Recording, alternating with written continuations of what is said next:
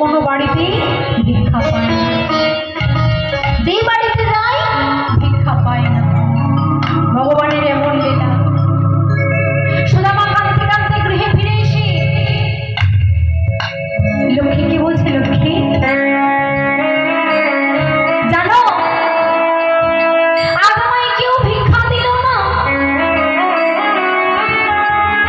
তবে শোনো নারায়ণ সেবা আমি দেব, কিন্তু কিভাবে দেব জানো? ওই যে আমাদের বাড়ি যে ছোট কৃষ্ণের পুতুলটা আছে না, আমি ওই পুতুলটা বিক্রয় করে দেব। লক্ষ্মী বলছে, স্বামী তুমি কি করবে? কৃষ্ণ যে তোমার বন্ধু, তুমি বন্ধু বিক্রয় করে দেবে?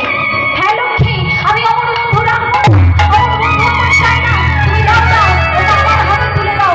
এই বলে ওই ছোট্ট কৃষ্ণ পুতুলটা বিক্রয় করতে যাবে।